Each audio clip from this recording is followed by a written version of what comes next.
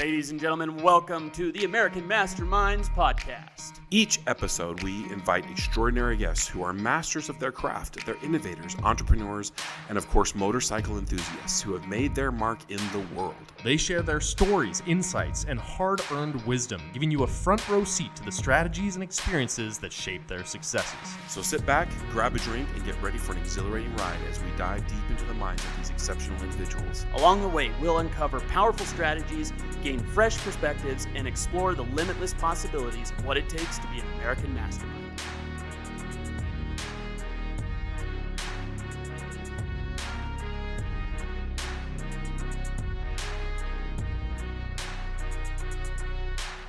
Ladies and gentlemen, welcome to the American Masterminds Podcast. I am your host, Topher Sheeler. I'm joined by my co-host, Mr. Rob Adams. What up, what up? We got Alec Langdon up on the soundboard. Love to see his hand up there. And ladies and gentlemen, we have a very special evening planned for you here this evening. One of my very good friends from way, way, way back.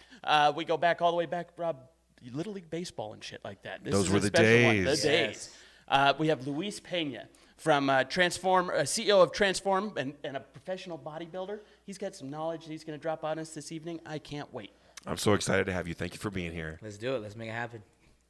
So, Luis, why don't you jump right in? Give us a little background about yourself and how'd you got into professional bodybuilding? 'Cause that's not the last time I saw you. That's not where I left you. So how'd you get into that? Yeah, so obviously me and Topher go way back. We pretty much grew up together, play baseball. I left for college baseball. He left as well. So we kind of reconnected over the years. And it's nice having social media because we can still connect and see what he's doing. And we've been friends since then, and it's been great. But yeah, so after baseball, I came back to Utah and, I needed to start working, so I finished up at the U. And I was at T-Mobile for a while, about five and a half years. Came to find out that I was, obese. I gained 80 pounds. I was pre-diabetic. I had ulcers in my stomach.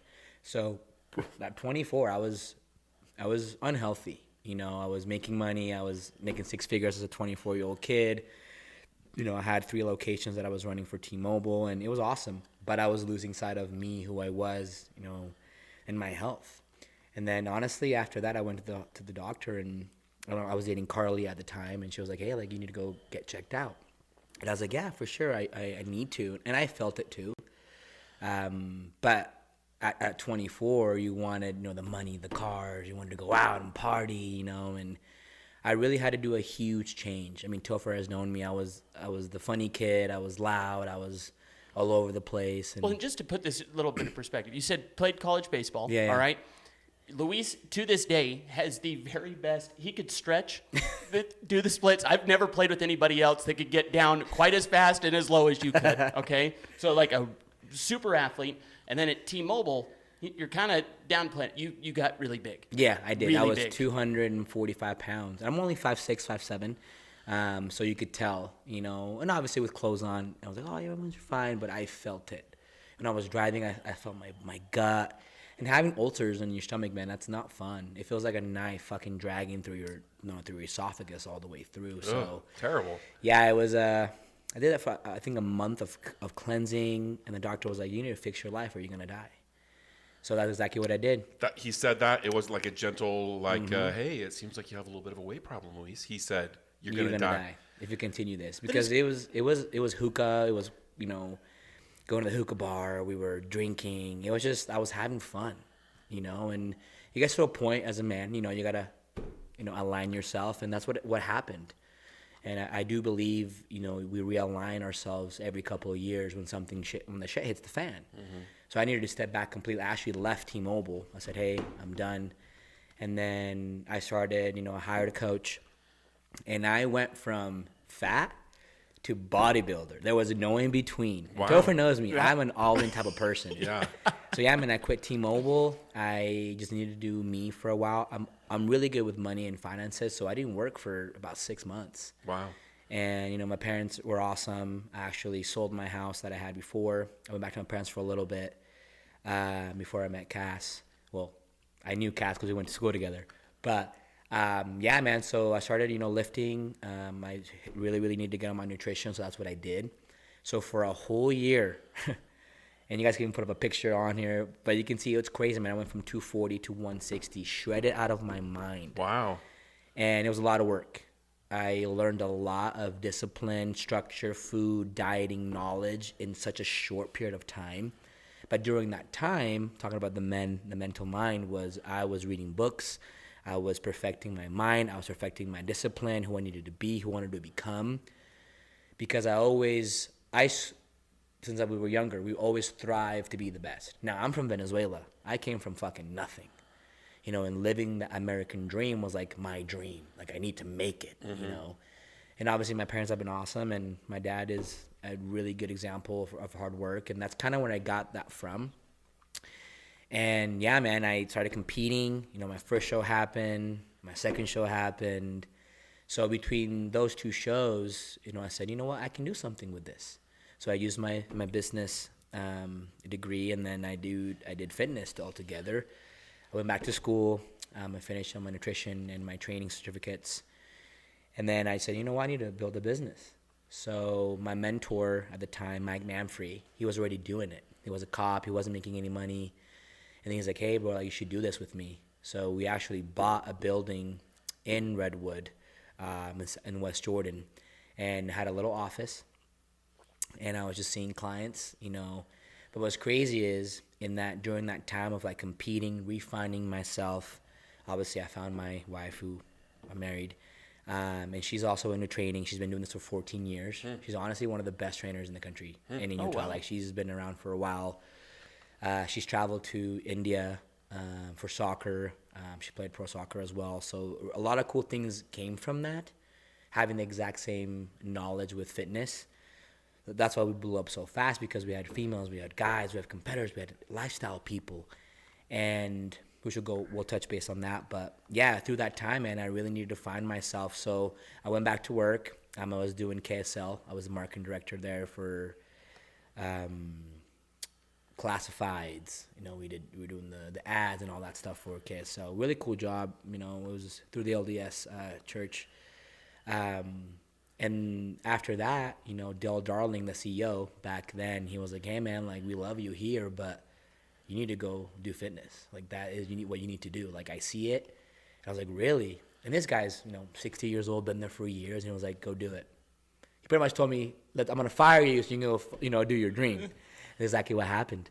So me and Mike, we had a little office. And what's crazy, man, is not many people know this, because people never see like the back end of shit, right? And I was waking up at 5 a.m. I was doing my cardio.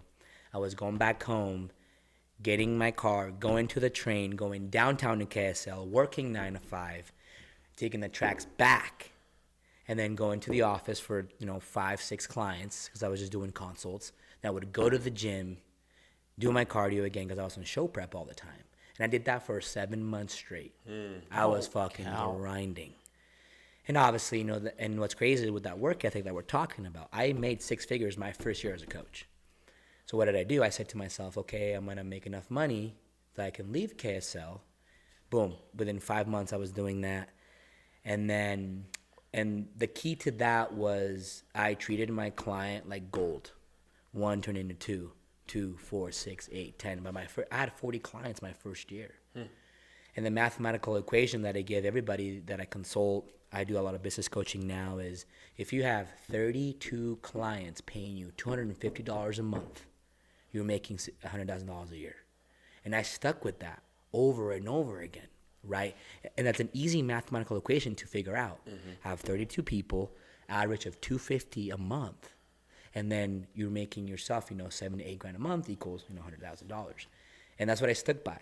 And I kept my 35, 40 clients all the way through. And yeah, man, I exploded. It was really, really cool seeing that. But I got to a point where I was like, man, like, I'm doing what I'm truly made for. I'm made for this. I'm great at communicating. I love people. I love communicating. I love talking. And I'm just adding my knowledge, And over time, obviously, I did more studies, and from that era of starting the business, came bodybuilding, and then it came shows, and I was traveling literally every freaking month. I had sponsors. And it's funny because Mom, Telfin loves my mom, but she was like, you have been in the spotlight for a very long time. And obviously, Topher knowing me, like, my life changed drastically. And Instagram started coming out, social media, you know, you could show your life. And it was pretty cool. But that's when my ego started to arise. I was making a lot of money. There was women around. And it was a lot. And I will say this, and I'm very open and honest with it. It was from 25 to about 29 years old was very difficult for me. I was with Cass, you know, and I was, you know, I did cheat. And it was hard for me because I was trying to figure out who I was, where I was standing. There was Luis, you know, the little boy from Venezuela with nothing who came to America and wanted to succeed. And I got there, and then I got blinded by the lights and the fame and the money and, you know, and my career. And in the back end, fitness is great, you know, as an addiction to have it, but the world of it is very, very sexual, very sexualized, very, you know, our clothes are off, you know, people are connecting, there's teams, there's events, and it's just a lot of frolicking, right? So you got to the point where, you know, I had to take a step back and say, man, like, what am I doing? You know, so. So when you first started coaching, were you doing more show prep or were you doing like actually fitness coaching? Yeah, so it was all fitness, it was all lifestyle. And people always like, oh, you only do athletes. I'm like, no, like 90% of my clients are all lifestyle people. What does that mean? So lifestyle, fat to fit, you know, weight loss programming or weight gain. Just want to improve your life. Yeah. So overall wealth and health. Then I started adding, you know, the training into it. Then we got into our first gym. And then me and Cass got another gym, you know, through COVID, which was really awesome. We opened up our own facility, which now we're top PT gym in Utah for the past couple of years, which is awesome. Now we have 11 trainers. We have a boxing coach in there as well. What's a PT gym? So personal training. Oh, gotcha. Yeah, Sorry. yeah. So actually Salt Lake does Best of Salt Lake, and then people can vote and stuff. So we've done that for the past 5 years, which is awesome. That's cool. But yeah, man, we keep it, you know, we are private too. If we open up to the public, it'd be a shit show. But yeah, we've tried to, you know, implement us first, you know, me and Cass, and then we slowly started growing the business, but started growing our athletes, but also our employees. And that's the idea, you know, and Cass has been doing this for so long that she's really good with people. She can really, really teach you how to train, what form, what to do, and that's what we do. So over the last, you know, it's been 10 years now, but yeah, I went from completely full-time coaching to competing and then doing athletes. And that's most of the busy work for me. It's bodybuilding is a lot. These guys are fucking needy. Every meal, every water, everything counts. I look fat, coach, and I tell them just trust the process, you know. And they know that, but when you're going through this transformation within yourself, it's mental, bro. It's so mental. The food has to be on point. Obviously your cardio, your water, where you sleep, a lot of it goes into it. And people have this mentality of, oh, that transformation took them 12 weeks. Yeah, but behind the scenes, to get to that, it's hard. Yeah. And it does get easier because, you know, you get to a place where your physique is there. You know, you can do a show, you know, you can lean bulk, you know, cut back down. Depends on the person. But we always teach the healthiest way. Obviously, steroids are involved. There's a healthy way to do it. You know, there's natural shows. There's obviously a healthy way to do everything. And over the last few years, we've really implemented the health factor of it because a lot of people have been dying from steroids, which we don't know if it is or not, right? Yeah. It's a stigma. But yeah, I like to always, you know, keep health in mind. But I see so many different people. I see anorexic, bulimic, diabetics, you know, obese, really, really skinny, people that have never worked out. The LDS mom who's 40 has never stepped into a gym because she has fucking 5 kids. You know, so I see so many people, man, but I truly just love meeting and talking to people. And I truly believe that's like my gift. You know, I really, really connect with people, and I'm very versatile, you know, but that's also good for business, you know, and as we added these new employees, we taught them how to do that, how to talk to people, what to see, the energy, and a lot of people try to be a personal trainer and they can't. You have to have personality, you have to have charisma, you have to be happy, and you have to play the part. You have to be somebody that somebody wants to wake up early and go see in the morning. Mm-hmm. Makes perfect sense. And it's the biggest thing is if I'm doing it and if I'm staying on my shit, which I have for so long, they're going to see that. And obviously I post my cardio, I post my food, I post everything on social media for that reason. People might see it as, you know, oh, he's doing this and doing that, the shoes, the cars, whatever, the traveling. But no, I do that because I want to show my life, because I came from nothing to something. Yeah. And that's what keeps people coming into the gym. And once you're in the gym, we've built this amazing community of people that you can be a bodybuilder, you can be the overweight guy, or the single mom that's, looking to lose weight, and their kids in the freaking, on their iPad in the little room waiting, and we have everybody. And that's what I wanted the vision to be, is have a place where everybody can be at and not be judged. We have the big old bodybuilder over here, then we have the mommy, working out just to better herself. She went through a divorce, whatever. And that's what we love about our gym, is that we have that set community and that culture. In sports, it's all about the culture. It's from the inside out. Well, what's funny about that, I was just going to ask you, so like, how long did it take you to transition from, because I'm still working with this, okay? Like, being a college professional athlete, right? And you assume that that's how people think. We are 1% of the population, and it's very hard. How long did it take you to kind of find the language to talk to everybody? I think it was through sales. Oh, yeah. Because when I left ball, my first job was at T-Mobile. It was a freaking Fashion Place kiosk, people walking back and forth, and you had to do, hey, you have a cell phone? And he knows me. I'm an introvert. No, stop it. And it's just so hard. It was hard for me to get to that, like me speaking and like selling, but I had to do it. I had to pay for school. My parents weren't going to help me anymore. I didn't have a scholarship anymore. So that was the biggest part of me, is I had to do it.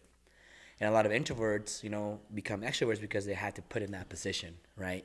And that's what happened. I think I just started talking to people and seeing, black, white, Muslim. I saw every type of people, especially at the mall. And from the mall, I went to the Riverton office, and then I opened up Shields location, which is 114th, right? Yeah. And that was my office for a while. So I saw a lot of transitions with business and people.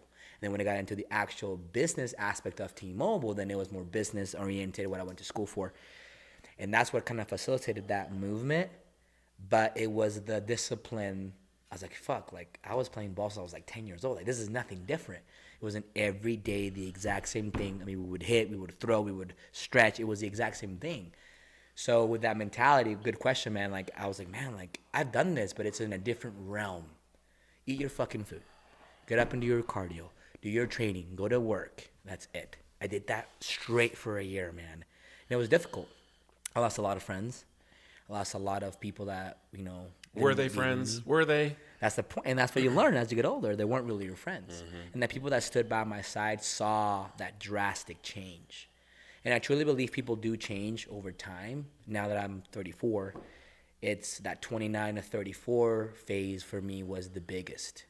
And when I say that, was not physically, but it was mentally, it was emotionally, how to be a better husband, how to be a better man, And that was a big turnaround for me, because I wanted to be a mentor. I wanted to do more business. I wanted to become more than just the fitness coach. And now with this little thing, you can do so much, So I really started implementing social media. We did the podcast that we talked about. We added that into the realm of my businesses. And I really surround myself with people that are like-minded. And my business partners are fucking awesome. And they hold me accountable, And that was the biggest thing, man. I just wanted my vision to go into rotation, but I really had to work on myself. And I'm here to tell you guys that it's really all within. It really is. As a man, as a woman, you have to work within to come everything out. And that's, in different realms. So what do you, how would you start that process from the working within? I mean, what does that look like? So for me, reading, that was the biggest thing for me. I read a lot of self-help books. I probably have over 30 books at home that I've read all through that physical transformation. And for me, man, it was more of how do I get that mental fucking fortitude that I'm unbreakable. How do you take that to your clients, though? When somebody sits down, Mr. Rob Adams here, because apparently the other factor that you need is you need a doctor to tell you that you're going to fucking die. And that really is the big thing that's going to get you moving in the right direction. Right, Rob? That's what happened to me. Really? Yeah. What is it? Tell me. I'm down 100 pounds. Wow. Yeah, the doctor said if you keep this up, you'll be dead by the time you're 40. And I said, I don't want to be dead by the time I'm 40. And he said it. He was like bold about it, because you can't be subtle with me. You got to just say it. Yeah. And I just, I became a PT, and I did some work, and on these things, it's an interesting journey. Yeah, it really is. But it's 100% worth it. I'm so glad that the doctor was bold with me. I probably would be dead by now. No. Then that's crazy. And I mean, same story, man. That's awesome. I love that you shared that with me. And yeah, it really comes down to what you want your life to look like. So if we have somebody that comes in and they sit down and they're 300 pounds, Right. They say, okay, I'm ready. Mm-hmm. Where do you start? Nutrition. 90% nutrition. Now, with that nutrition, though, you have to know how to understand that person and why they became 300 pounds. It wasn't overnight. Was it depression? Was it a divorce? There's always a factor behind why they are the way they are. And have they always been heavy? Have they always been big? You know what I mean? Like, that's the thing is, like, are we looking at a lifetime of obesity? Are we talking about a sudden, like, since you were 20, you put on this weight? I think there's a lot of factors. A lot of variables that play into it, and people don't realize that. So as a coach, you got to go, okay, why is this person the way they are? What got them from 140 to 300, right, as an example? And men or women is the exact same thing. It's depression, they went to a divorce, they're kids, they don't have time, or they just fucking love food, you know? And I teach, food is fuel, right? And most of the time, a lot of people, skinny, big, small, whatever, they undereat. America undereats. Weird. Really? Yes. That's the biggest factor. Any woman that I see, I'm eating like 1,000 calories a day. You're supposed to be eating 1,900, 2,000, 2,200 calories, depending on the person. And everyone undereats. I have females that eat once or twice a day because I want to lose weight. That's wrong. And even in school, they don't teach you this until you're actually in nutrition school or training school. You know what? Now that I think about it, I think back on my my training along the way, and I remember when my diet was on point, and I'm like, I can't eat anymore. I'm like, yep, I am full, and that's from a guy that likes to eat, and it was just like that's what I'm saying. All these meals throughout the day. I was eating all day. It felt like I was. Oh, it's time. There's my alarm. It's time to go again. I'm not even hungry. Time to put them in. Yeah. And the aspect behind that, the scientific behind that is eat more frequently throughout the day. Your insulin level doesn't spike, right? And the need to hold fat is less. So what people do, they eat at 7 a.m., a big old fucking Starbucks coffee, 800 grams of sugar or whatever, and then they'll eat till 3. So from 7 a.m. to 3, you're already starving, right? So that 3 p.m. meal, your body goes, food, hold, right? So for me, my meal's at 9:30. I ate before I came, every 2 or 3 hours. My insulin doesn't spike. I'm eating within my macros for my body, right? So your macros are different than mine. His macros are different than ours because it's based on body fat, body weight, age, activity level. People don't realize that. So if the construction worker is, fucking handling business every single day, he needs triple the calories that we need. Opposed to the office worker who's just sitting down, doing his stuff, he needs less calories.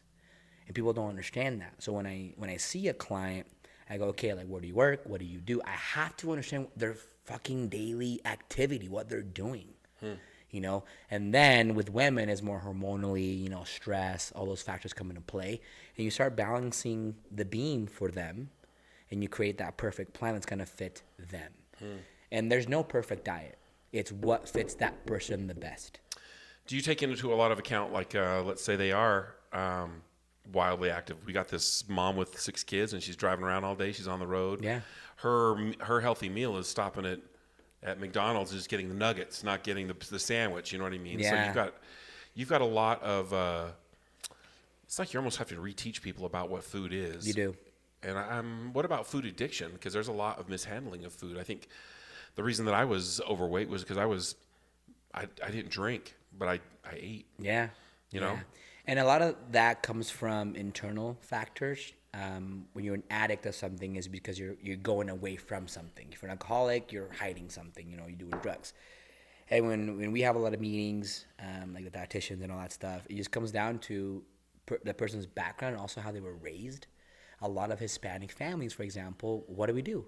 We fucking eat carbs. Right. It's healthy food. You hungry? You hungry? You want some food? You hungry? Dude, it's the culture. And it's a culture thing too. Yeah. So a lot of Tongans or Samoans too, they eat. That's what they do. Yeah. Food is a stronghold in the community. Yeah, it's their activity. It's why they get together. And if you look at it from a country or cultural perspective, you go into Asia or you go to Europe, food is completely clean. People are walking everywhere. People are moving everywhere, right? Spain, they have that siesta time from 3 to 4. You can work out. You can do your thing. Food is cleaner. I have a lot of clients that have moved from overseas or Europe or whatever, and they actually gain more weight and they get more sick when they're in America. Now, I love America. This is why I'm here. But the actual evidence, we just put a lot more shit in our food. You know, there's a lot more fast food restaurants, and that's people want it quick. Why do we do that? I saw a post where they had like, this is the, it was Oreos, and this is the stuff that they put in Oreos in the United States, but they won't sell these Oreos in Europe. They have, it's like.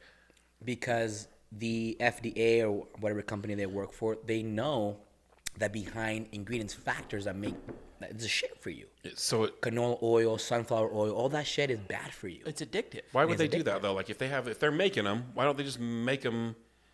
Why are they making them bad over here? Corporate America. Is it addictive? Does it make it more addictive? Yeah, it's addictive. They want you to. It makes you eat more. And I mean, it does depend on the person too.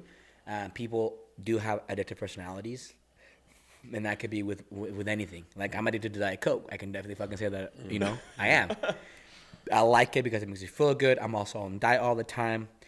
But this is my little refresher for the day. Your gift. My gift. Yeah. You know, and then I have my cheat meal, when I have a cheat meal, I'm like so present with it. I love it because people don't realize that when you're on a show prep and you're dieting for so long, you have nutrients taken away from you, ideally.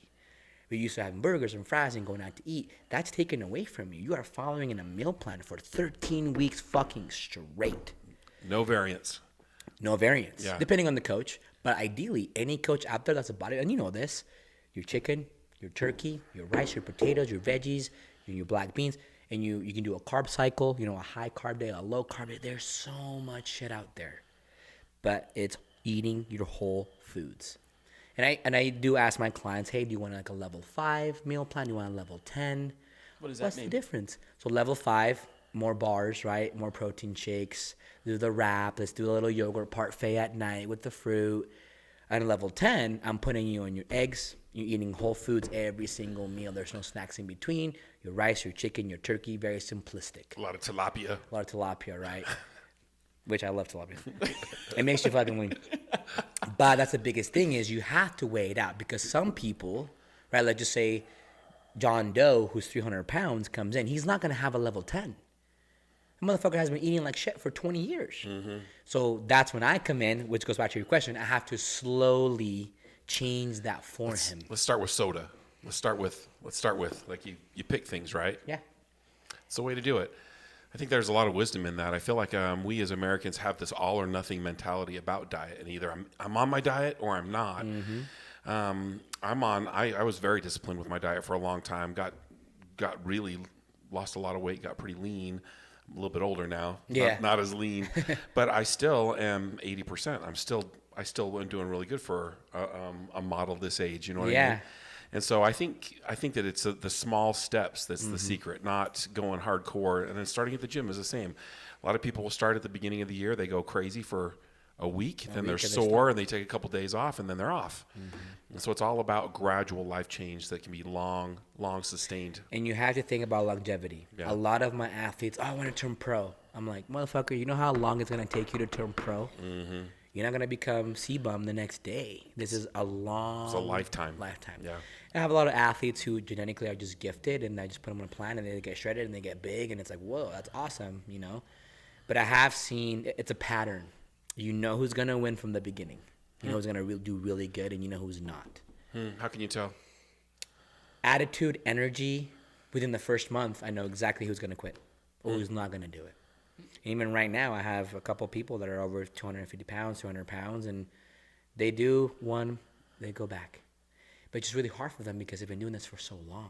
So it's a lack of discipline. They don't show up. They're burned out. Maybe it's being a bodybuilder isn't. It's a lifestyle. It's not just you just show up and work out once in a while. You're like thinking about this, doing this every day, all day long. It's not. It really becomes a full-time job, and it's crazy because I have a tat that says it, but I live in chaos. Like Topher knows my life. I am consistently doing something. I've had 2 podcasts this week. I'm traveling. I have 100 patients a week. I see 13, appointments a day. I train every single day. I still have my meals. But you become that because you want that. Mm-hmm. I don't want to live any other way. Also, it doesn't help that my wife is also a bodybuilder as well. So it fits into the family now. And Cass's dad is 62, and he's fucking yacked. My dad competed. I was going to say, hold on. Yeah. Your dad has actually got everything on point. My dad, which I didn't tell you, he had to get surgery. Oh, no. He had three pinched nerves from catching, from bodybuilding, and his whole left side became numb. So that's why he stopped bodybuilding. But how I got my following on social media, was it 2015? My third show, I actually did it with my dad. So we were the first son and father to do a show together. And KSL posted it because they knew me. It was really cool. And my dad went from 250 pounds.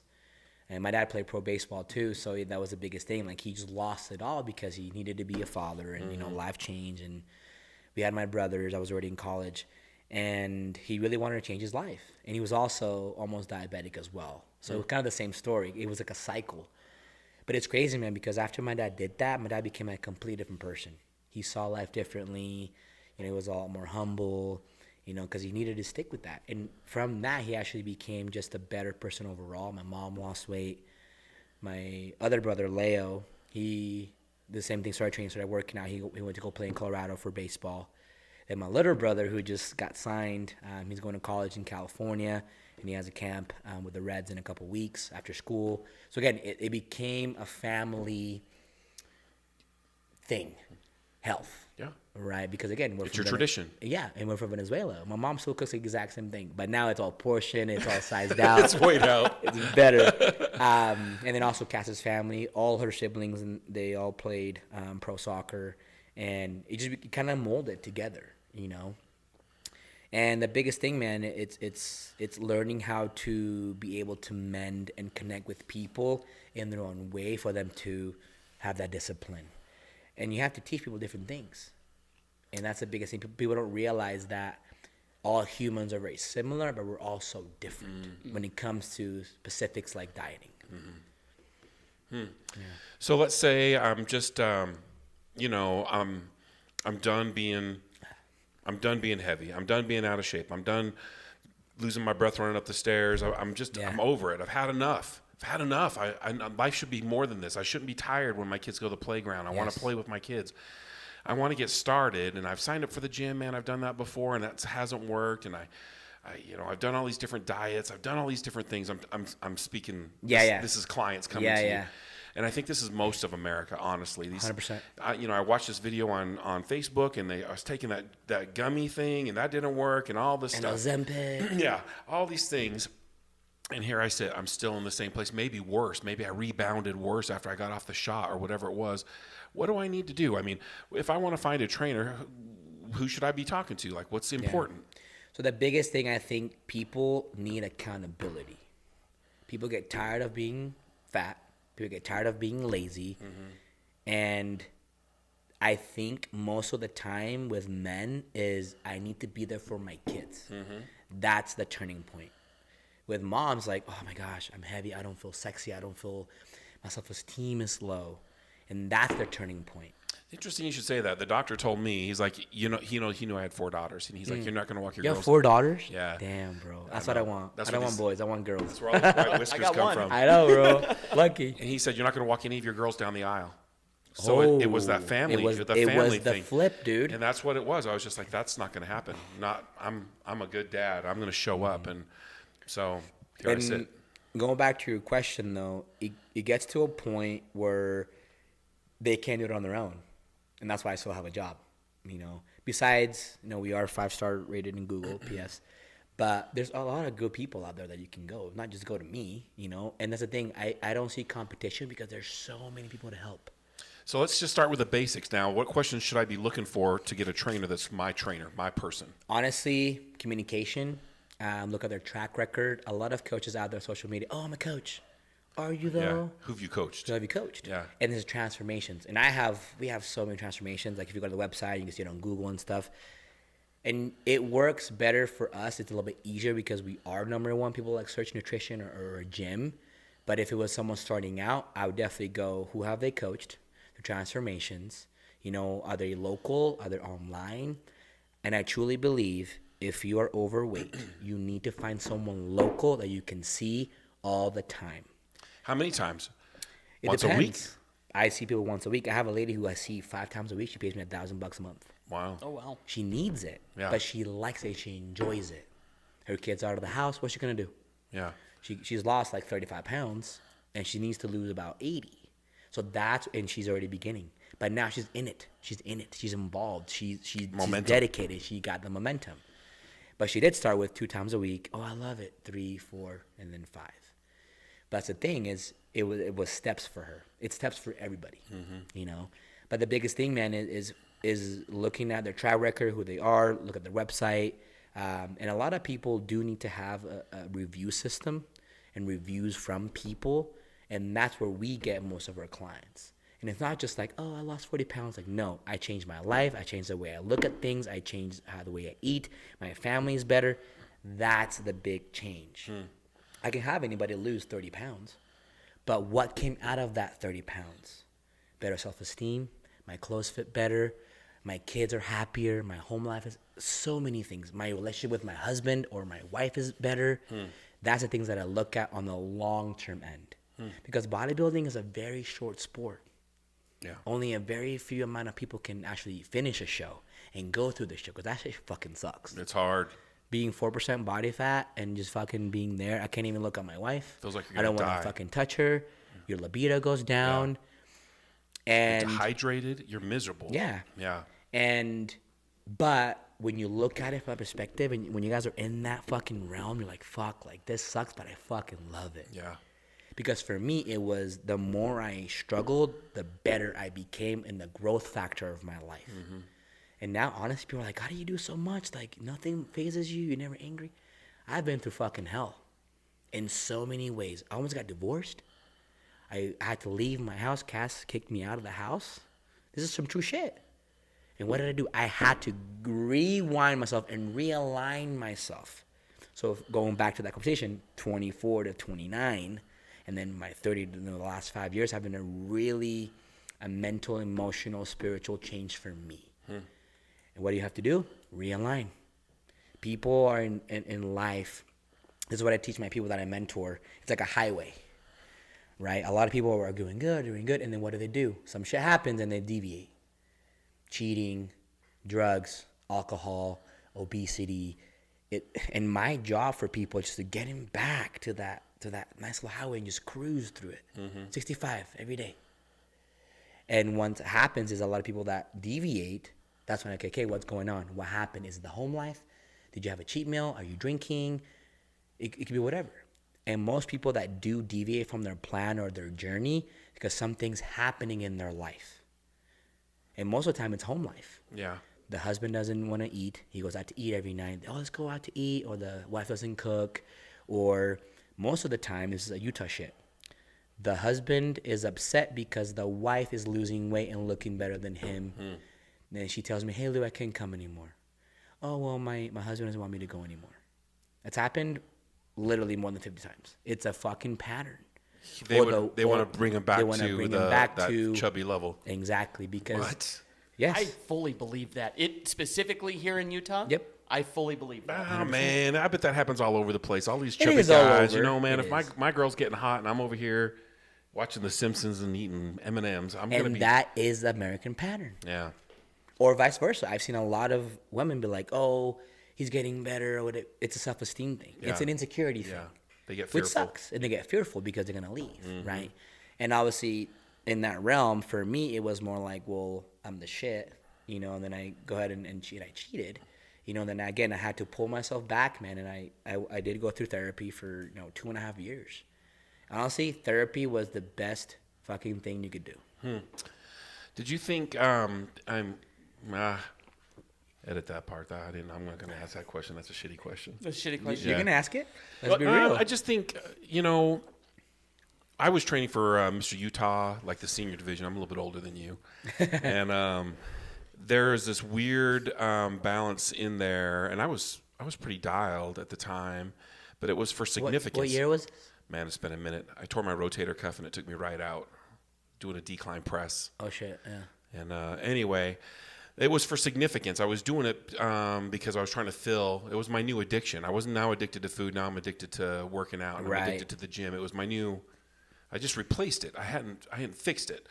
So the thing that you're talking about that I like is the wholeness of the package. It's more than just the physical part. It's the mental part. But I felt like because of that, getting that significance, it put me into a place to be a cheater. It put me into the place to be looking for that, like, oh yeah, she likes me, or yes, you know what I mean. And so I think that it's something that happens in the business because a lot of people that are bodybuilding are trying to get significance externally through the external validation. And so that's my one thing I always wonder when I see somebody that's like really yoked up. I'm like, yeah, you know, what is she trying to do? What is he after? Like, where is he getting? And so it's, do you get what I'm saying? 100%. And that's the biggest thing. And now I'm older. I've gone through a lot of shit. And that's the main thing I tell my people is do this for you. Don't do it for social media. Don't do it for getting a girl. Don't do it to get sex. Do it for you. Yeah. Because this is going to be for here, and then your physique. Yeah. And I agree with you, man. And a lot of the times I feel like a lot of, you know, and yes, it's we're in 2024. You're literally on your phone. You can see every piece of ass that's there. Mm-hmm. You know, even now, like I search and this girl's boom, oh, booty workout. Like, no, it wasn't your workout. You just want to show off your ass. Mm-hmm. I'm doing arms. Significant. Yes, booty out. Yeah. Same thing. What are you looking for? And that's honestly, you guys, what I needed to change because I wanted to be seen. I wanted to be like, oh yeah, his guy. He's got it. He's got it. He's got it. Mm-hmm. But that doesn't make me a man. It doesn't make you happy either. Doesn't make you happy either. Isn't that weird? It's weird. When you get it, then all of a sudden you're like, wait a second. Well, that's the thing. You think you got the physical, but then you're missing everything else. Yeah. And now, and the thing that I implement on my people is, dude, you have to be mentally good. Where is your life at? What are you doing? How do you do that, Lou? Like I see, I've seen some very out of shape wealthy people. Mm-hmm. I've seen some very wealthy people that are unhappy. It's this balance that we're talking about, the life balance, and I'm further down the road than you, and I'm still struggling with balance. Like I'm all in here, but then over there suffers. You know what I mean? Like I'm making a ton of money, but my family's struggling. Yeah. So how I picture it, man, is the 5 realms of transformation. 5 realms of transformation. When you look at 5 things, your first one obviously should be your mental. Mm-hmm. Then you have your emotional, your physical, your financial, and then your spiritual. Your job as a man is to completely have balance in all those 5 realms. So how are we finding balance? It's cool that you're conscious of your realms. Right. But then how am I like, I'm putting in too much over here. Yeah. So then you go mental. Who the fuck am I? What am I doing? What do I want? What do I want out of my life? How do I see myself? My ego, am I low? Am I masculine? Am I feminine? You have to go within. You have to get deep. And no bullshit, my biggest change, Toph, was when Cass kicked me out. Really? I was alone. Humbled you. Humbled. Yeah. We have a really nice, huge home in fucking Grantsville, Utah. Mm-hmm. And I left. I had to. She needed her space. I respected that boundary because I messed up. And I fucked up. So going back to my mom's house as a 31-year-old dude at the time, was huge for me because Louis Gucci has everything. I really didn't. Yeah. And that's the shit that people don't know. And I was still doing it. We were still working. Nothing has changed. But for me, in a personal level, I had to go, motherfucker, you need to get back to your shit. Because I ruined a lot of things, family, relationships. And people at the gym knew. People started noticing. And that's the biggest thing, man. I had to really, and I was alone. A lot of nights. A lot of crying. A lot of time to think, man. Thinking, books. And I journaled for a really long time. And that's what I realized that I needed to figure out and realign back to who Louise really was, right? And then the emotional came from therapy. I had to go through my trauma as a kid, being poor, being abused, being a porn addict. And then, now I'm in America. Now I'm the shit. Now I have a business. And all this stuff just became this ego-filled world. But deep down inside, I was just a little kid who just wanted to be fucking live the American dream. And I lost sight of that. I lost sight of who I really was because of the ego and the fame and shit, right? Steroids also doesn't help either. And then the physical part, that was the next step because I was like, okay, I did it backwards. So I changed physically first, and then I changed everything else after. All right. Which again, there's no perfect way to do it. It's just slowly implement those things back into your life. It's your journey, yeah. Right, the journey. And it could be different. And then the financial came, that's always been there for me, which is kind of weird. I've always had good jobs. I've always been really good with money.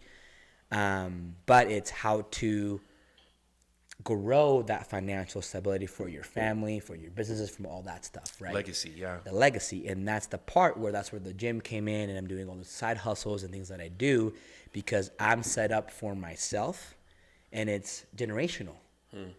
If we don't have kids yet, but when we do, they have Transform, they have the other shoe company, they have all the things that I did, and then we do that together, right? And then the spiritual side, obviously Cass was LDS. I needed to really tap in because I'm Catholic. I still have my freaking cross. And that was the biggest thing, is how do I get closer to God, and what would God do? So in between all those things, man, I started really implementing everything from therapy, from the books, from the gym, from all my mentors are freaking millionaires. And then the spiritual was the hard part because I'm a hybrid, LDS and Catholic, right? My wife loves me no matter what, right? It's what we decided to do. We didn't go to the temple. We had a regular big asshole wedding, but the values and morals still need to be how you want your family to be, but also how you want to raise your kids, right? So now that you have a kid, are you guys Catholic or LDS? Catholic would be the right. But So she grew up LDS to some. there you go. Yeah. So now there's that balance because now you're putting, two different worlds into one, and you don't know that yet because the baby's still, it's the choices that we make. And the biggest thing, man, was I'm like, okay, like where am I? What am I doing, man? Like I have everything, but I felt like everything was just gone like this. And again, The illusion of permanence. All of a sudden, you're like, yeah, what's my foundation? And I had the foundation, but I was lost. I was like in limbo. And again, man, I had to pick everything, and I was alone for a very long time. In between, try to go on dates. I just didn't. It didn't work for me. It wasn't for me, And Cass didn't talk to me for a while. We had a. But the problem is we were still working together. And what's crazy, man, is the business stayed the same, and that's just maturity. I treated her with respect. She treated me with respect. Nothing changed because we had we've been together for almost 10 years, but we had history. And I am not going to change the way I am because my wife's still at the gym. She's working. She's there. She's seeing everybody. I wasn't going to take that away from her. Even though I messed up, I said, here, take everything. And for 2 years, you guys, I paid for the house. I paid for the bills. Like, I was still there. Why? Because that was my duty. That was my vow to make sure that I was still holding that strong. End of the day, either getting back together or getting divorced, I knew that I still stood and helped her through this shit that I caused. Yeah. Exactly. And you didn't know any of this, so now you know.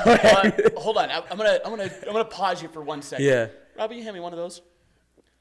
So what we did at the beginning of the year, and we are very much in the mentality here, that we sat down and we did. These are our the manifestation blueprints. Hell so we yeah. sat down and wrote all these out right here, and I just want to quickly get to.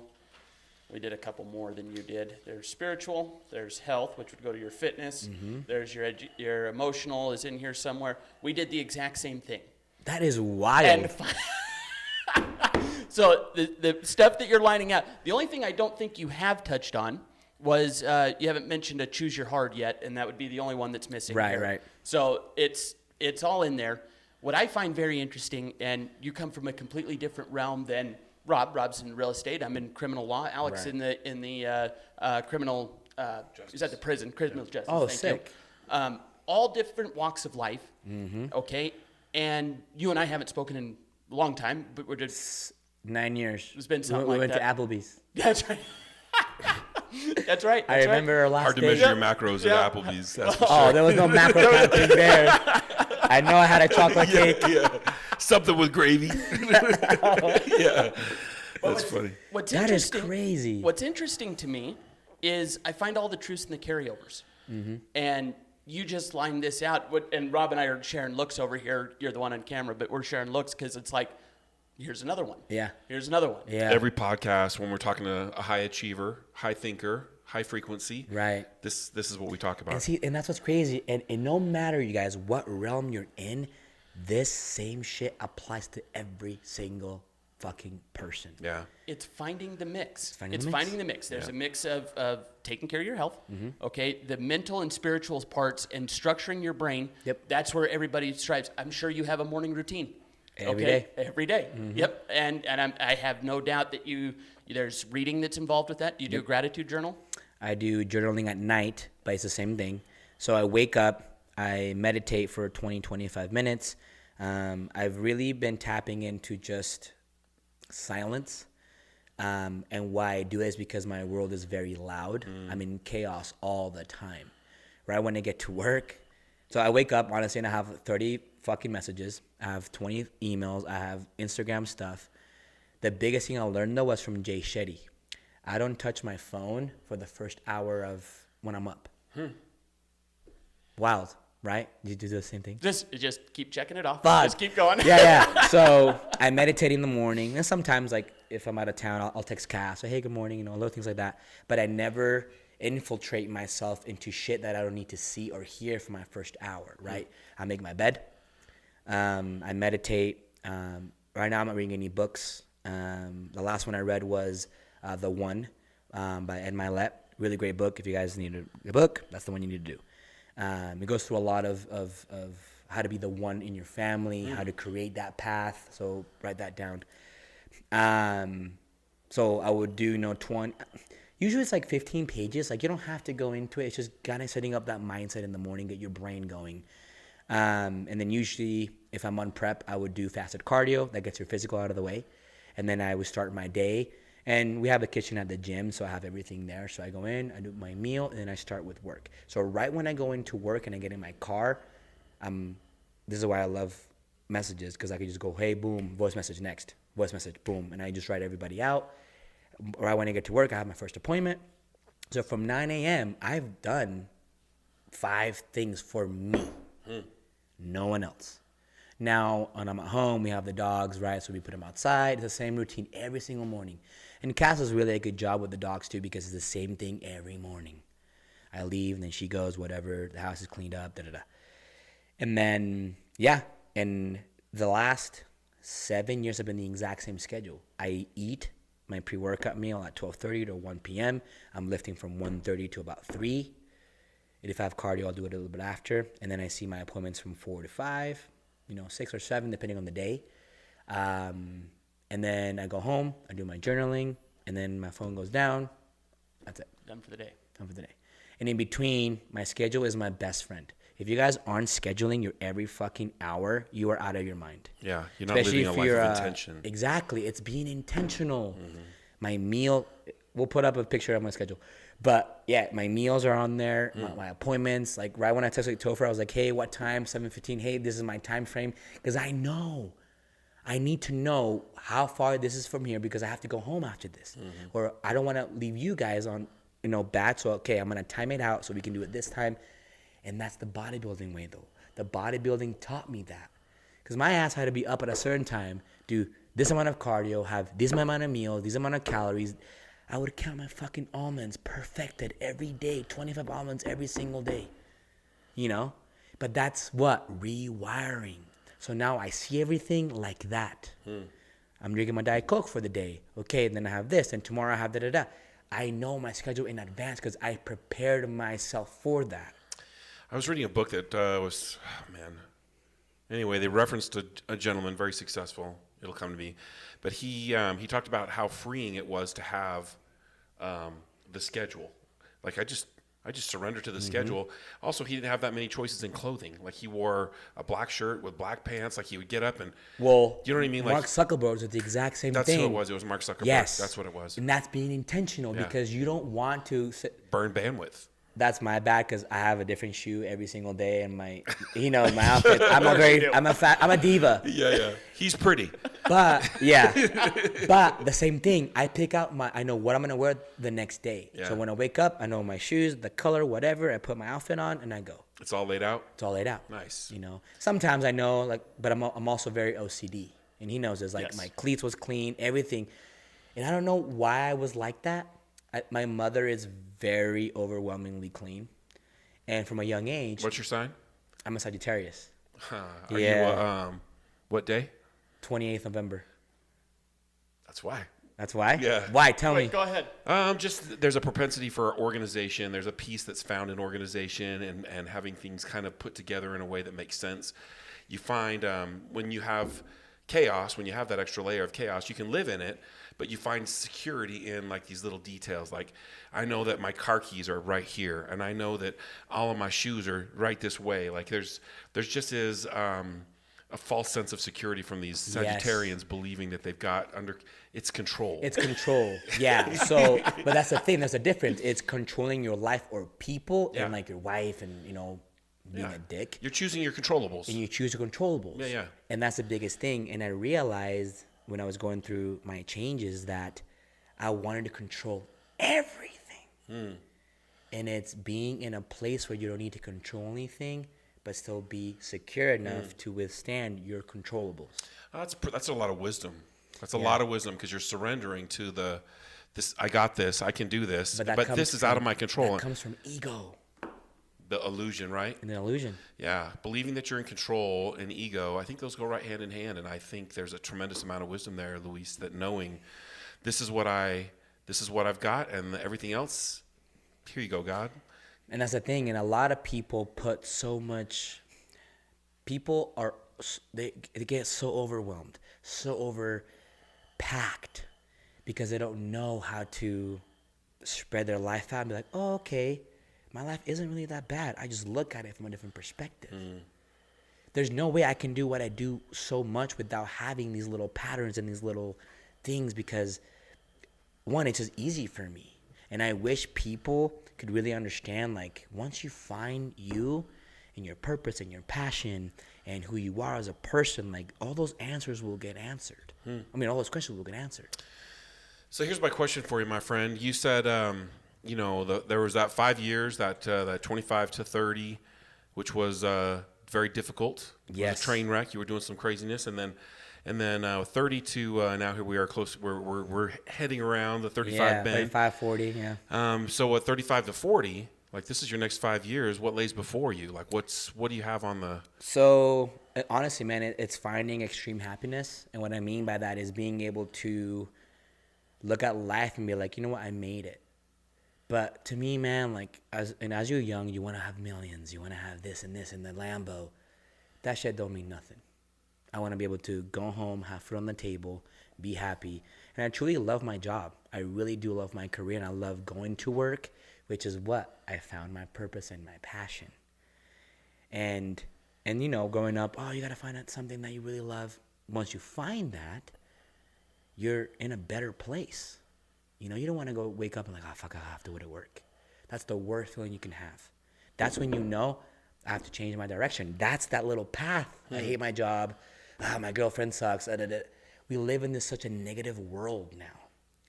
And all I'm trying to do is like, no, man, like, life is beautiful. But you have to make that life. You have to make your life. You write your own book. Yeah. Have you read The Gap in the Gain yet? I have not.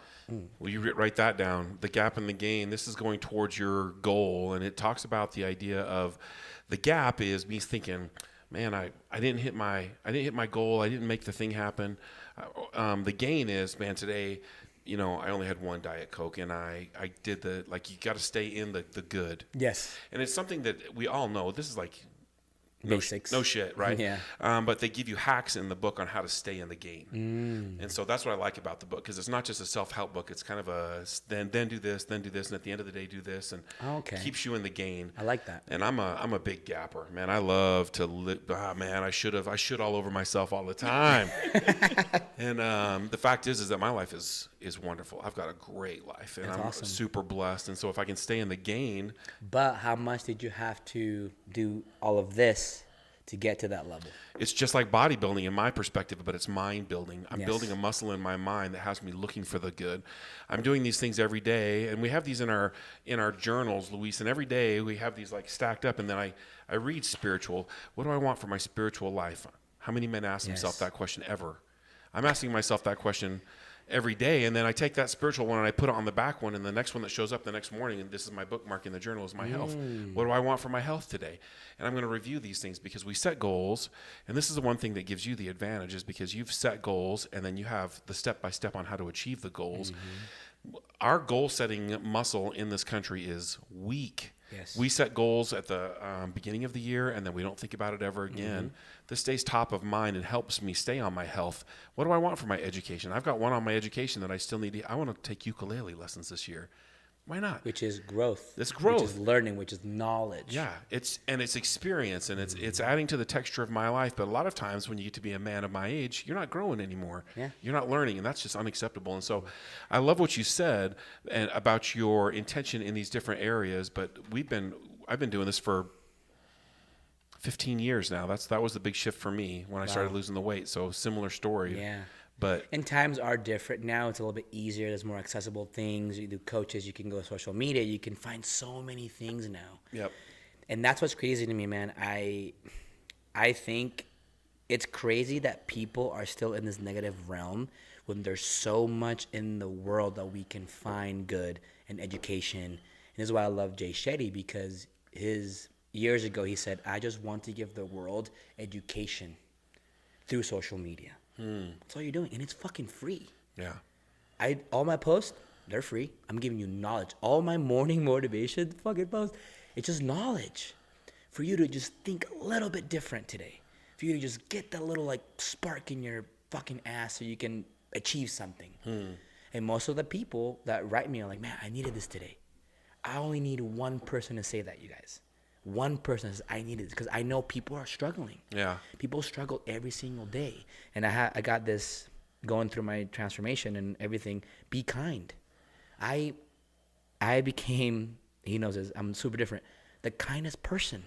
I see people, and I've been through poverty and everything, and I see people and I'm just kind. You never know what that person's going through, ever. So be that person that makes that person happy. Be the miracle. Be the miracle. And be the person that sets this standard that we just talked about for everybody else. Well, it's crazy is we've talked about this too. It's the ripple effect that causes. Yes. 26 ripples deep. So you do that. You said you wanted one person. Yep. When you do that to one person, the ripple effect goes 26 layers deep. And if you are trying to be that person, this guy he's got everything going left, right, and center, TGH, and all over the place. But that's what we're trying to do. Yeah. The education thing, that was brilliant. That's the whole point of why we're sitting here. Yeah. That's right. You know, And if we can just make that one shift in somebody's mind. I call it a light switch. That's how I look at it. You need to get to a point where that fucking light needs to switch. So when I tell my bodybuilders, like, hey, we start prep in 3 weeks, you got to flip that light. They already know. They've been bulking and fixing everything for, 8 to 12 weeks, right? Like a bulk phase. And they're sick of eating. It's like, fuck, man, I have to eat another meal. Like, I'm getting... How many grams of protein? Yeah. I'm bulking all the way through. They're big. They're full. And then I go, all right, the light switch needs to flip. And that's when they know, okay, now I'm going to start cutting. But that's when you come in this little, like, cave of, like, I'm a fucking savage. Mm-hmm. And most of my guys that are pros or, they're going to nationals trying to get their pro card, they're this exact same person.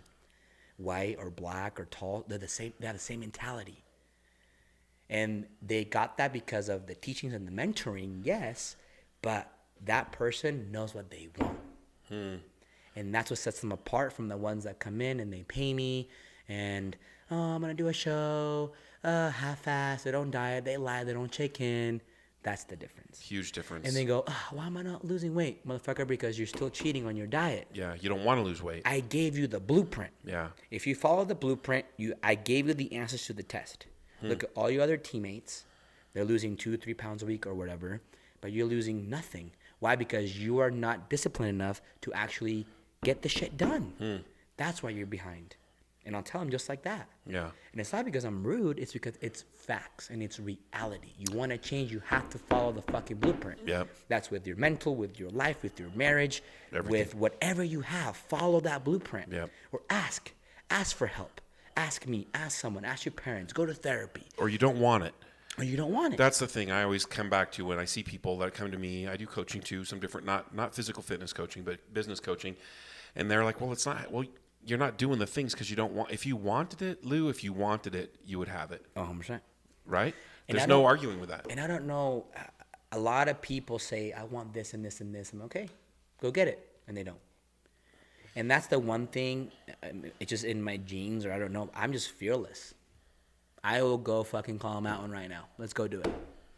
I think a lot of people, and I don't know, I'm coaching at the high school right now. Yeah. I'm seeing this with the young boys. We're not that old, okay? We Yeah. weren't in this that long ago. Yeah. I was. Well, It's a you long, were. long time ago. Yeah, a long long time time ago. ago. Sorry. But no, but that whole what you just went on, like, here's the blueprint. This is how you do it. Now get off your ass and go do it. Mm-hmm. There's nobody doing that in today's day and age. And why is that? It's a Because great I question. know from his generation, you were a fucking badass. And you were 18, you were going to the army, you were feeding your family, whatever that is. High school sweethearts, you were together for 50 years. They are children now. Mm-hmm. And I don't mean that in a bad way, but there's nobody there. And this is with everybody. I'm sure you see it all the time. All the time. Get in here. This is how it's done. Get your shit together. Here's the swift kick in the ass and get moving. People are too soft. Everyone is way too soft. If you've met my dad, he'll scare you. Topher's the same way. He's scary.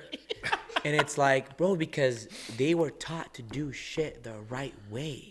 Or Doing don't hard do it. stuff. Or don't do it. Do Yeah. the hard things. You gotta work. You gotta put food on the table. You have to make sure your family's taken care for. And I'm sorry, there's a lot of men out there who are just too soft, who don't. And what I mean soft is there's a side to it. There's a masculine side and a feminine side.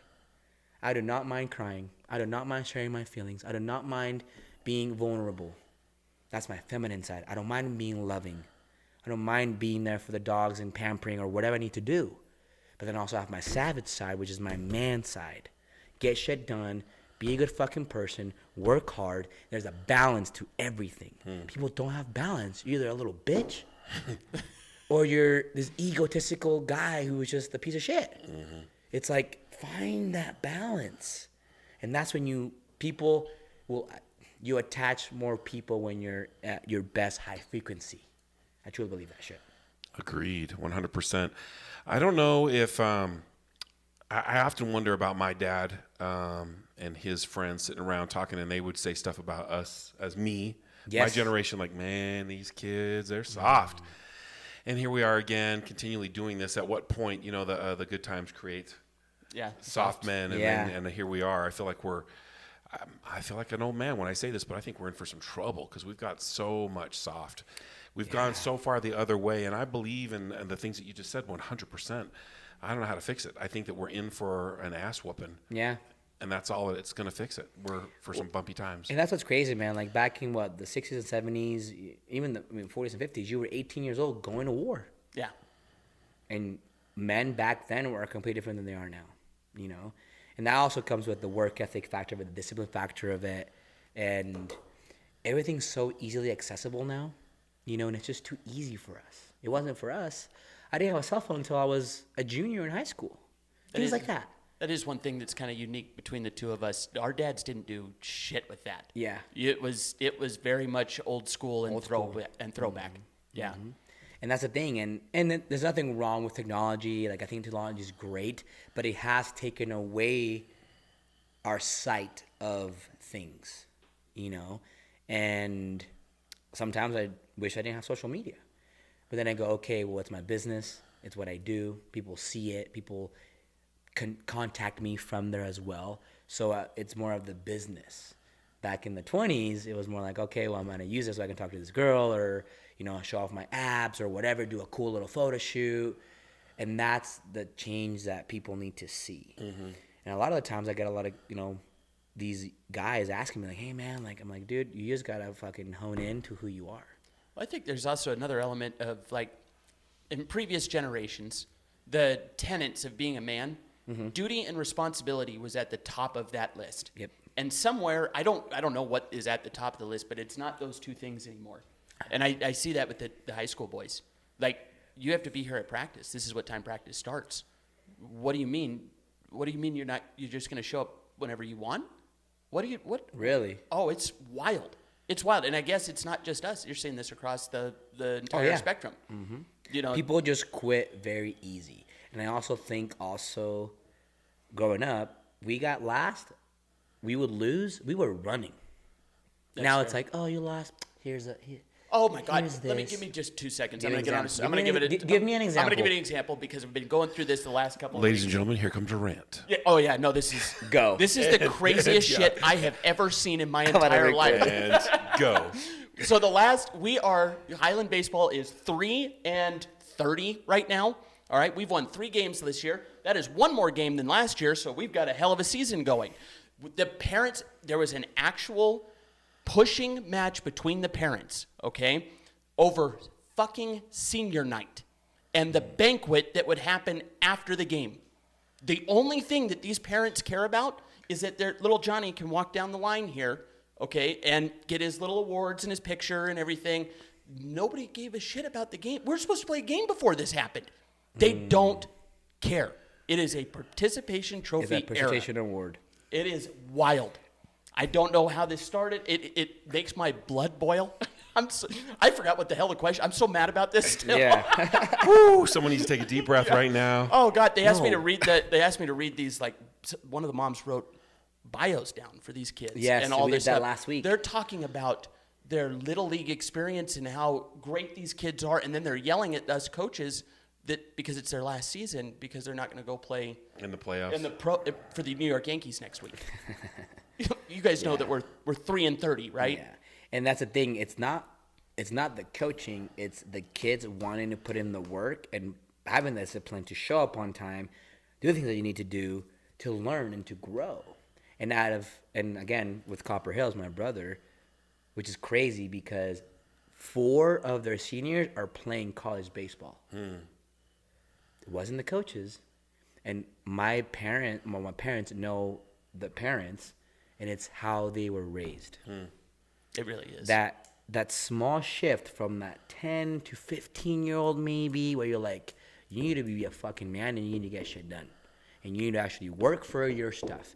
No one wants to work for anything. Because guess what? If I was a girl and I was fine as fuck, I could go to OnlyFans, take some pictures, make $50,000 a month. Yep, easy. Or I can be an influencer and throw out a program, which I have a lot of peers and know that do that. They're making bank. They look good. They take pictures. It's easy. It's too easy. We didn't have it easy. I was scrubbing toilets with my mom at 13 years old. That's why I became OCD. I was fucking scrubbing with a toothbrush, toilets, perfect. I was working on my fucking knees at 13 to help my mom out, just to make sure I got a little money, my allowance. And my first job was Universal Athletics. I was 15. 16, I had money. I got my car. You're stoked, too. Yeah. Someone got paid. Bro, I had my little 1998 Pontiac Sunfire. Yep. Look out. Fucking. This car looked exactly like you think it does, too. Literally. It was red. Of course. Fire red. Yeah. And, I almost died in that car driving. Remember I was dating Zoe? Yep. I was in the canyon taking her, my ex-girlfriend, I was 17, taking her down the canyon, and the back wheel fell off. We just fucking rotated. This car looked exactly like what you're picturing. Wow. Literally, like a little Hot Wheel. I'm glad you're here. I'm glad you made it. And again, little things like that, man, and it's fun stuff now, but it's a thing, man. It's generations have changed, and I really, truly believe that parents are just also letting kids do be on their phone, be on the iPad. Bro, I was playing outside. We were kicking soccer balls. It was freedom. It's the only threat anymore. If I threaten my kids with you can't go out. Okay, I'm just gonna stay home on my phone. All right. So the only threat is screen time. Yeah. There's nothing else that matters in this world. But even with screen time, they're texting, they're sending pictures, Snapchat, whatever. So they're constantly having that connection with someone. Yeah. You know what's really interesting, though? So we've identified this is an actual problem that's going on right now. But I'm sure you see a lot of this, all the stuff that we work on this. There is a pattern of this cycles back. When you get men that are coming in at 30, 35 years old, okay, and they're depressed, they're overweight, they are unhappy, miserable, suicidal, okay, what's the answer out of it? Duty, responsibility, doing the hard stuff, okay, finding your morning routine, getting on a program, identifying what your goals and everything are. It's been the answer the whole time. It's the same thing. And this is from whoever knows how long. It's been that way forever. We've just, to your point, we've steered off the path. And I'm sure, like everything, Alec is a very, very big proponent of this. The pendulum swings back and forth, and we've swung way far in this direction. I'm sure it will come back. Yeah.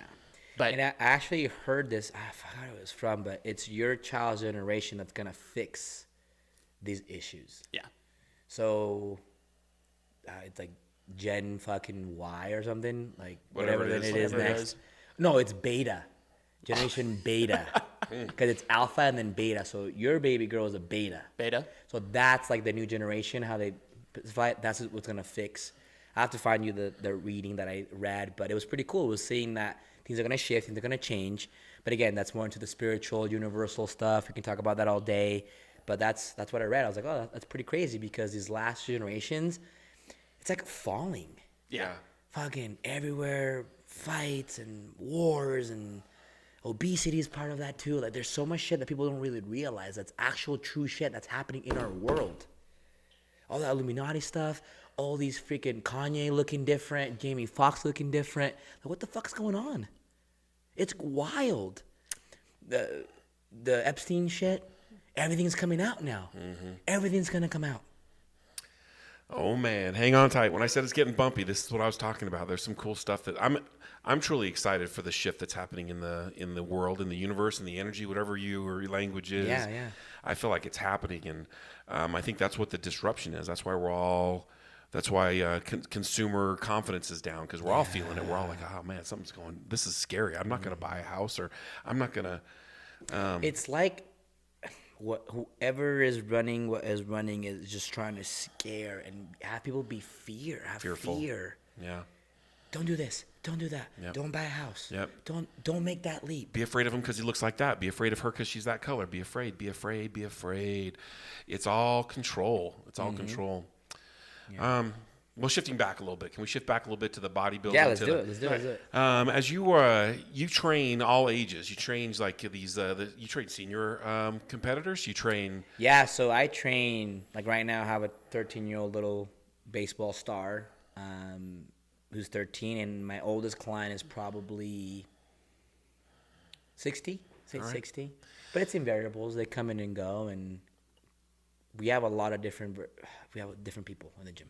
So the thing that I find fascinating about weight training, resistance training, is that it's very scientific. It's not just going in.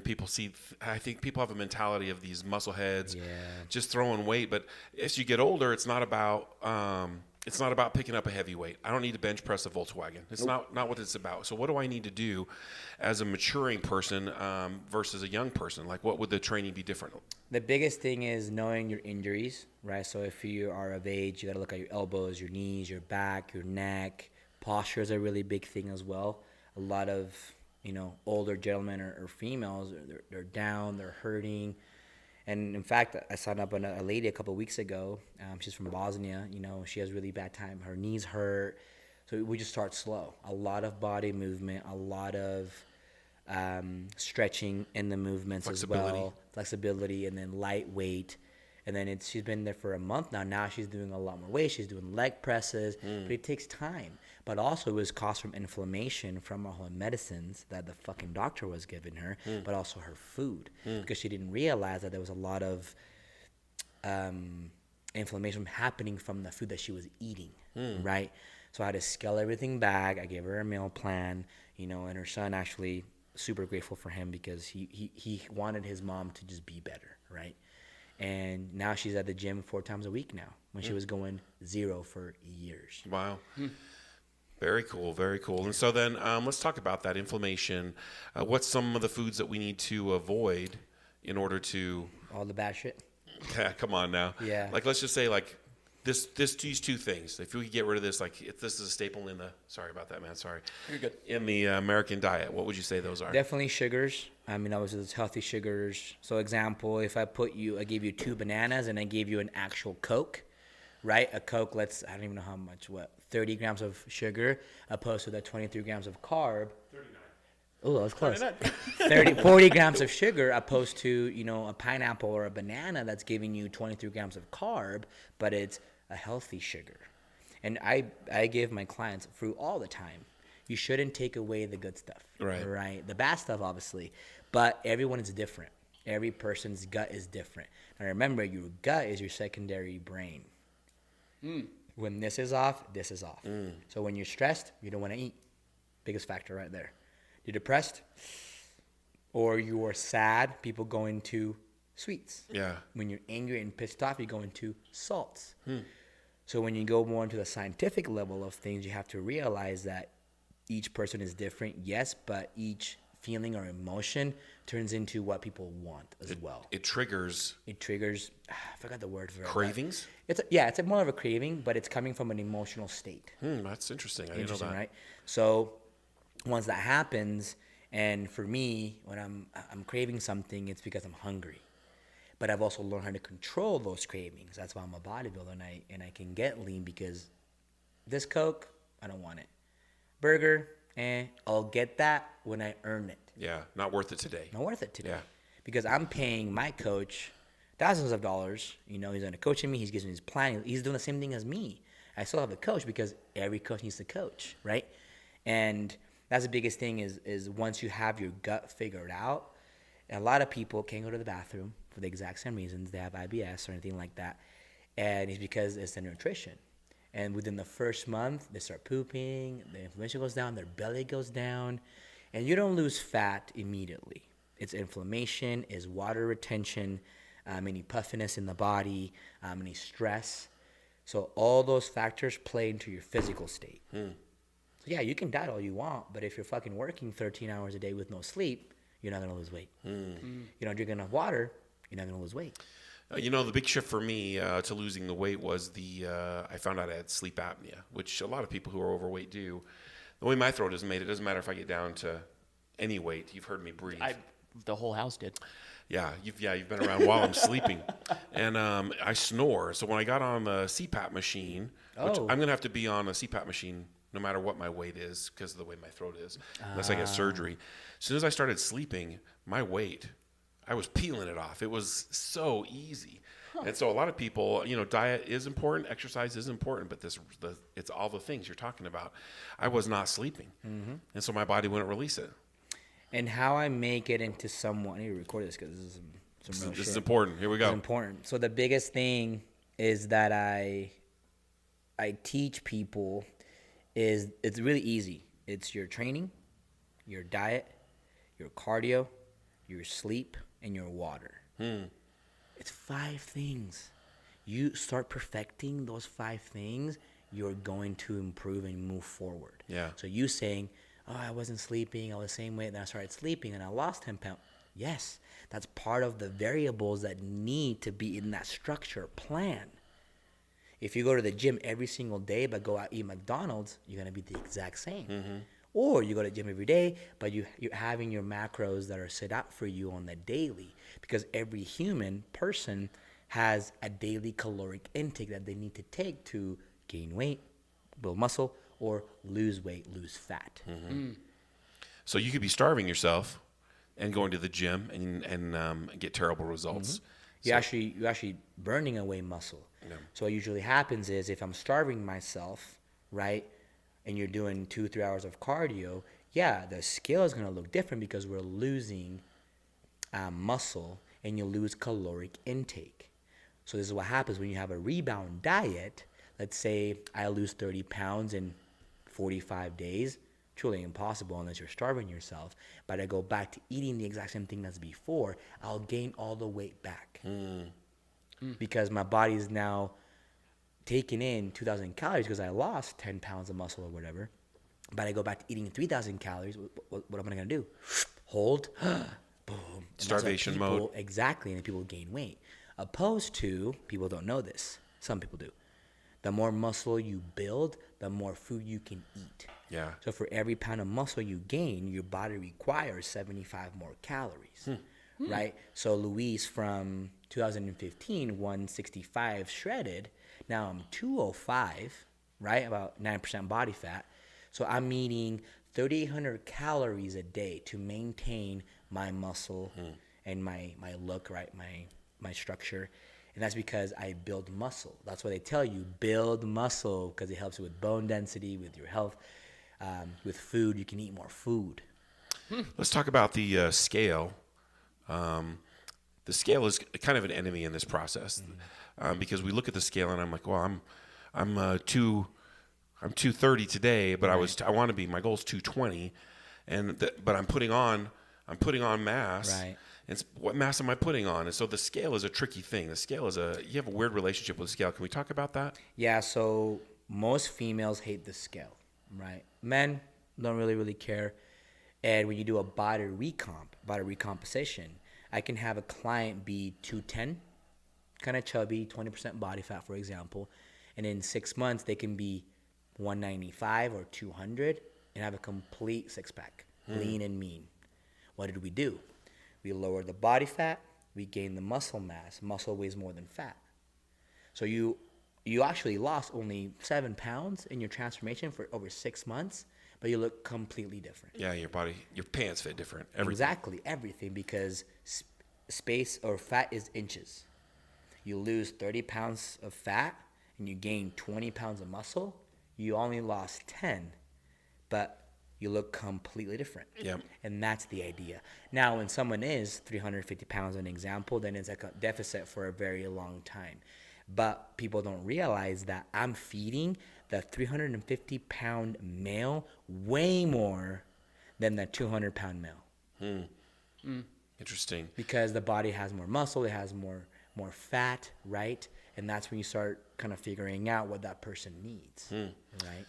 There's been a big shift in our world lately when it comes to ease. Like, I'm going to take a pill and I'm going to lose the weight. I'm going to whatever. Right. One of the things that's popular right now is semaglutide, and there's another one. Tell me your thoughts on taking those kinds of supplements. So the semaglutide, Ozempic, these are for diabetes. You know, it can be used correctly, yes. But when you're going into a state of, I'm going to utilize this drug for my weight loss, not eat, and just exercise like crazy and eat an apple and eat the little wrap or the little salad, you're actually, same thing, going into starvation mode. Yes, you're going to lose size, but you're not going to lose fat. It's like a candle that's melting, all right? So a lot of people that lose a lot of weight through a gastric bypass or any surgery, they have all the extra skin. So they went the easy route, and then they actually get worse results because now you have to start all over again. Instead of saying, okay, I'm going to eat my 5-6 meals a day. I'm going to eat more throughout the day. I'm going to sleep better. I'm going to get my cardio, my water, hire a coach so I can know what to eat to better my health. Because humans want the easy, quick fix. And I've known a lot of people who have actually died and have gotten sick because their liver shuts down. A lot of different things that are out there because they're going to the extreme with these easy pill drugs. Interesting. Well, then, if I were to, we talked about getting started and choosing a coach. We talked about the deficit. We talked about all these different things. Yeah. In creating the lifestyle that we're talking about, because you're not talking about exercise or diet. You're talking about changing the person. The person. You're almost like on a DNA level journey, how are you training them emotionally to then receive the ability to release this weight? Kind. I can sit here and say there's so many people that don't give a shit. They still pay me, which is not about the money. It's about being the person that never give up on them. That's fucking 100% facts. And I can say that with every single person. So the idea that they're coming in and they're getting some support that perhaps they've never received in something that's very important to them is what's changing them. And that's why most people still come, because they have a shitty home life. They're alone, went through a divorce, went through a breakup. So they find someone that actually just gives a fuck, someone that just listens. And most of the time, most of the females go more through it. And this is why coaching females is a fine line. Most women go through a divorce. They're overweight. They go hire a coach.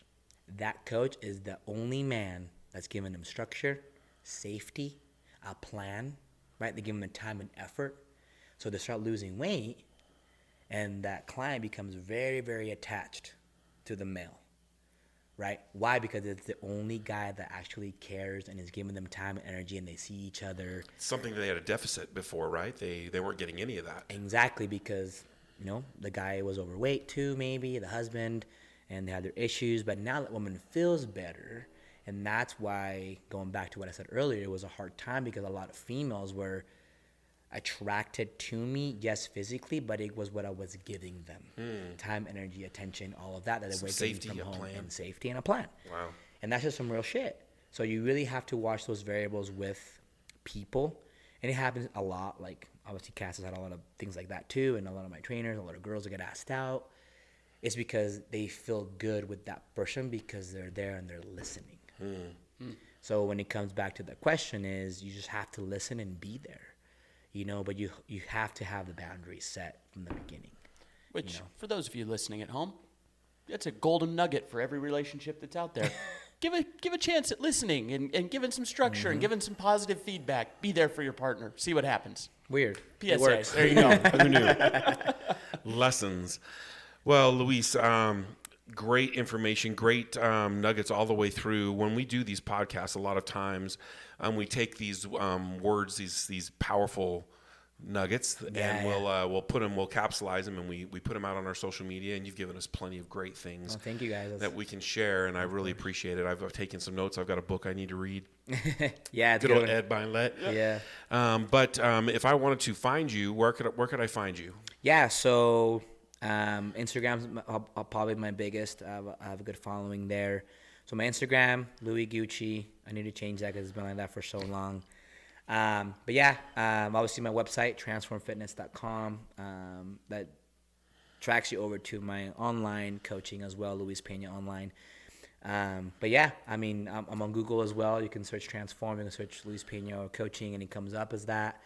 But I'm all over. People kind of find me from all over the place, and I'm in this phase right now where I just want to create a better path for people as I'm doing it for myself. I'm not perfect. I never will be. I can own up to my mistakes. That's just what being a man is, and I in every podcast I do, I tell the exact same story.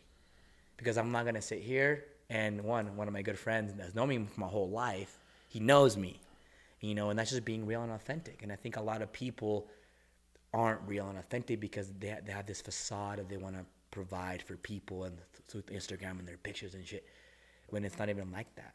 People will follow you and love you and fuck with you if you're real and authentic and kind. Well, I think that finding your authenticity comes a lot from knowing who you are and what it is you want. And so I think that you've got the things, and I admire that at that young age that you came to discover that. Keep on trying, keep on traveling the ride, because I have to tell you that you feel like you have it figured out, and then this is a 5-year cycle. You told me about 2 5-year cycles that you've been on. You're in a new 5-year cycle. Yes. And so what is this journey? What does it hold for you? And it's nothing but good things. One of my mantras is, God, show me how good it can get.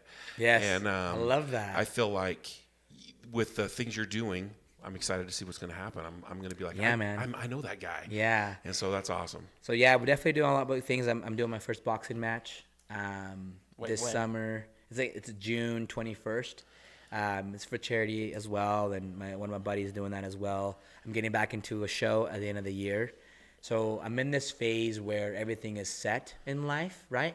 And I can actually start doing things for me.